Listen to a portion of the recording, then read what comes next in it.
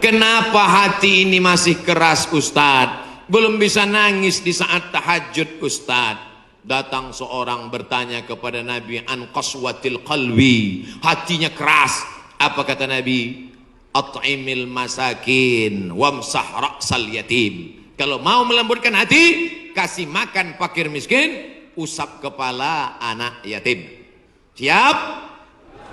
Ngaji jangan ditunda-tunda. Pulang dari sini langsung mampir ke rumah makan, beli nasi bungkus, bawa ke panti jompo.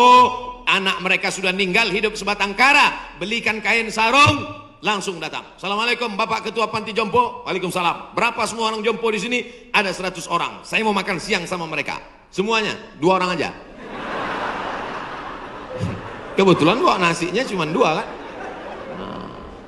Melihat mereka nanti menyuap, menggeletar tangannya memasukkan nasi yang kau masukkan, maka disitulah hatimu akan lunak. Pergi ke rumah anak yatim, tanya, anak yatim sudah berapa bulan gak bayar uang sekolah? Lihat bajunya, dijahit, sobek, dijahit, sobek. Rupanya kain sudah lapuk. Kain kelas 1 dipakai kelas 6. Belikan bajunya, senangkan hatinya. Nabi yang mengasih resep ini, an qaswatil qalbi. Azab yang paling hebat bukan miskin, azab yang paling dahsyat bukan susah. Azab di atas azab adalah hati yang keras. Wa inna minal hijarati lama yatafajjaru minhul alhar. Ada batu keras tapi masih bisa mengalirkan air. Wa inna minha lama yahbitu min khasyatillah. Ada batu yang keras tapi hancur berkeping ketika takut kepada Allah. Di atas bukit Tursina, saya ketika naik ke atas bukit Tursina di Mesir, tempat Nabi Musa menerima wahyu, itu nampak batu-batu hancur. Kata imam masjid yang ada di atas, inilah batu yang hancur saat takut kepada Allah SWT. Tapi kalau sudah hati menjadi keras, maka tak akan meleleh apa-apa. Kalau ada orang tidak meleleh apa-apa, pelit, medit, bakhil, itu salah satu ciri hati yang keras. Lunakkan hati dengan banyak bersedekah. Saya kalau ikut pengajian, telinga saya tahan. Kalau ikut sholat malam, mata saya tahan. Kalau datang ke masjid, kaki saya tahan. Tapi kalau sudah keluar duit, dompet saya nggak tahan. Banyak orang ketika keluar, alhamdulillah masjid ini adalah wakaf orang-orang baik di Panyawangan, di Jawa Barat. Ternyata orang-orang Sunda, orang-orang Jawa Barat ini berwakafnya tidak tanggung-tanggung, langsung satu masjid. Mudah-mudahan akan banyak wakaf-wakaf yang lain insyaallah. Amin. Sekarang banyak juga orang berwakaf. Ustaz Somad, itu tanah saya wakafkan. Mantap. Begitu diurus di Badan Pertahanan Nasional, rupanya suratnya 5. Kenapa kau wakafkan tanah bermasalah? Karena bermasalah, itulah saya wakafkan Ustaz. Nauzubillah. Kalau hatimu masih keras juga, hadirlah di tempat penguburan jenazah. Berdirilah di tepi kubur tempat jenazah. Kubur, suruh kawan satu nyenggol dari belakang. Masuk kau ke dalam, kau sambut jenazahnya, kau pegang masuk ke lubang, terasa dingin dari bawah. Sadarlah bahwa kau juga akan mati masuk ke dalam. Rumahmu yang besar tinggal, istrimu akan nikah dengan brownies. Mobilmu yang mewah akan dijual, suratnya akan berganti di kantor Samsat. Tanahmu akan diganti akte notaris. Kau hanya akan membawa 2-3 helai kain kafan, digulung macam dodol Garut. Apa yang kau bawa mati menghadap Allah SWT? Ada orang Islam mati bawa seragam? Ada. Tadi saya baru dikasih jaket kulit, sayang sekali. Tapi jaket itu pun tinggal kalau kau mati, Abdul Somad. Kenapa nggak dipakai sekarang? Panas. Apa yang kau bawa mati? Kalau pernah kau usap kepala anak yatim, kalau pernah kau infak sedekah untuk masjid, itulah yang akan kekal abadi. Yang mewakafkan tanah ini sudah meninggal, tapi terang kuburnya, lapang makamnya insya Allah. Amin. Pikirkan, orang yang cerdas bukan yang IP-nya 4, orang yang cerdas bukan otaknya hebat. Al-Kayyis, orang yang cerdas, mandana nafsahu, mampu menekan hawa nafsunya, wa amila lima ba'dal maut, dia beramal berpikir setelah mati. Ini banyak orang mikirnya setelah pensiun. Saya alhamdulillah Pak Ustaz udah siap nih setelah pensiun nanti. Emangnya yakin malaikat maut datang setelah pensiun? Banyak malaikat maut datang sebelum pensiun. Pikir baik-baik. Pikir itu pelita hati, lama berpikir sakit hati.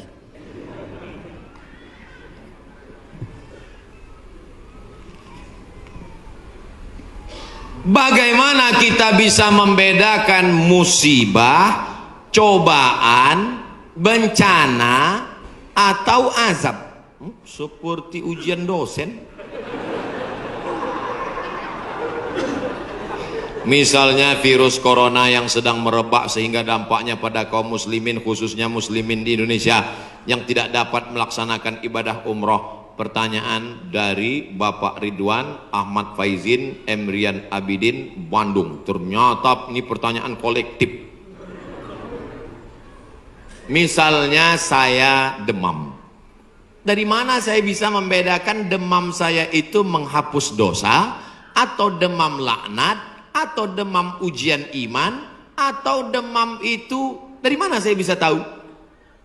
Oh, kalau demamnya cuman 36 derajat Celcius itu menghapus dosa. Kalau 40 derajat itu laknat. Kalau 100 derajat kebakaran. Di mana kita bisa tahu? Tidak ada yang bisa membedakannya kecuali introspeksi diri. Satu, la yusibul mu'min min nasabin wala wasabin wala saqamin wala syaukin yastakuha. Kalau ada orang yang kena susah hati, gundah gulana, sakit, duri menusuk tapak kaki, keluar dari rumah lupa pakai sendal, melangkah, duri menusuk tapak kaki, illa kafarallahu anhu biha sayyi'atuh, maka dengan itu sebenarnya Allah ingin membersihkannya dari dosa. Makanya kita selalu husnuzan. Ana, dalam hadis kursi apa kata Allah? Ana inda husni zanni abdi bi, aku menurut prasangka hambaku kepadaku. Maka kalau kita kena penyakit, yang pertama husnuzan pada Allah, bahwa sebenarnya Allah ingin membersihkan kita dari dosa. Yang kedua, saya nggak ada dosa Pak Ustadz. Apa dosa saya? Saya nggak pernah minum khamar, saya nggak pernah sabu-sabu, saya nggak pernah berzina, saya nggak pernah pakai narkoba. Dosamu adalah ketika kau merasa bahwa kau tidak berdosa. Itulah dosa. Dosamu adalah ketika engkau sehat tapi tak kau pakai mensyukuri nikmat Allah. Itulah dosa. Maka ke siapa yang berkata saya tidak pernah silap, saya tidak pernah salah, saat itu dia sedang silap dan salah. Al-insan mahallul khata' wan nisyan. Manusia tempatnya silap, lupa dan salah. Yang kedua, ketika kita sakit, sebenarnya Allah ingin mengangkat derajat kita, karena sebetulnya amal kita tidak cukup. Kita sudah ditempatkan di tempat surga Jannatul Firdaus, tapi ketika malaikat ditanya, sudah cukupkah amalnya? Belum. Beri dia ujian supaya amalnya mencukupkan dia dengan amal sabar. Ada amal yang lebih tinggi dari tahajud, lebih hebat daripada jihad. Apa dia? Innama yuwaffas sabiruna ajrahum bighairi hisab. Amal sabar, menerima musibah, tidak caci maki, sumpah serapah. Yang ketiga, bisa jadi laknat Allah.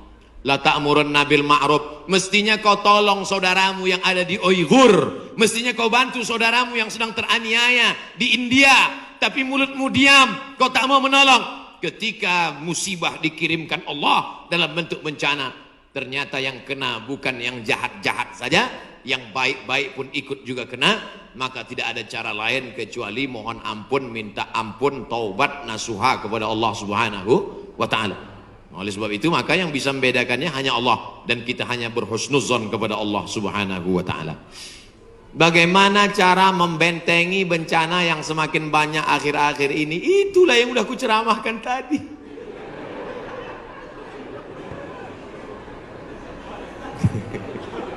Itulah yang udah kita bicarakan selama 1 jam 15 menit tadi, brother.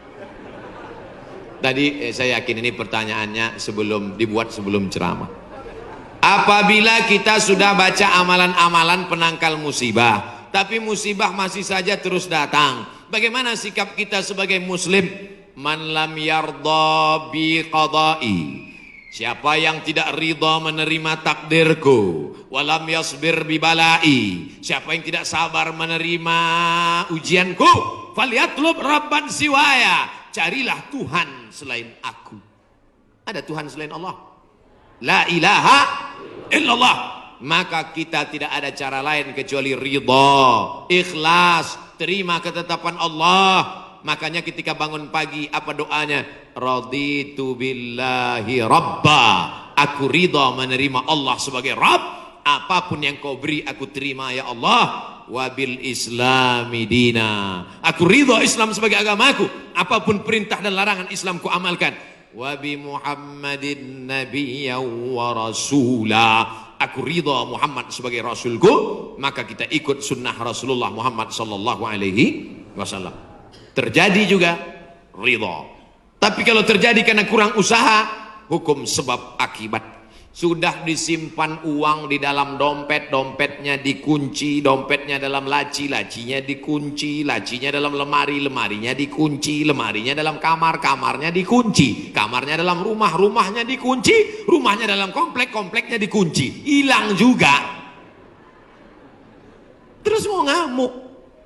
Tidak ada cara lain kecuali ridha kepada Allah. Tapi kalau punya sepeda motor nggak dikunci, malah berhenti, mesinnya hidup, kuncinya diletakkan, terus sibuk beli ngobrol, beli kangkung 2 ikat, ngobrolnya 2 jam.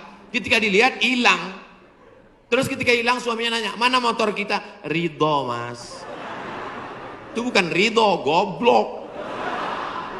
Mohon maaf saya keceplosan. Oleh sebab itu maka tetap ada Ahlus Sunnah wal Jamaah mengajarkan kita ada namanya al-kasbu wal ikhtiar. Bahasa kitanya namanya usaha. Kalau pemerintah menyuruh pakai masker, usaha. Jangan tidak ikut. Suruh cuci tangan sering. Sebetulnya kita nggak perlu belajar masalah cuci tangan. Ada nggak ada virus kita tetap cuci tangan, betul? Subuh cuci tangan, zuhur cuci tangan, asar cuci tangan, maghrib cuci tangan, isya cuci tangan, tahajud cuci tangan, witir cuci tangan, duha cuci tangan. Orang Islam paling sering cuci tangan. Makanya saya heran kalau sampai anak-anak kita diajarkan, mama siapkan gayung sama sabun. Untuk apa nak? Hari cuci tangan internasional. Loh, kita nggak perlu diajari cuci tangan. Nanti takutnya 20 tahun akan datang ada lagi namanya Hari Cebok Nasional. Dari 14 abad yang lalu kita sudah bersih, betul? Tidak akan ada bakteri bersarang di ujung-ujung jari kita karena kita paling sering cuci tangan. Tidak akan ada bakteri yang bersarang di ujung kuku kita karena kita paling potong kuku hari Jumat. Kalau seminggu tak akan mungkin kukunya panjang. Makanya Nabi berkata, azfaraka, kukumu kenapa panjang? Inna syaitana yaqudu ma tala minha, setan duduk di kuku yang panjang. Makanya pertama yang dijaga dalam Islam adalah kebersihan. Kuman datang, binatang dipotong. Setelah dipotong darahnya keluar karena ternyata bakteri ada di dalam darah. Setelah darahnya keluar dipotong-potong, dicuci sampai 4 kali. Ibu, saya tidak punya saudara perempuan. Waktu masih kecil di rumah, bantu ibu di rumah, saya disuruh cuci. Selamat, cuci daging, saya cuci. Kalau ayam 2 kali, kalau kambing 4 kali. Kenapa gitu mak? Ayam kakinya 2, kambing kakinya 4.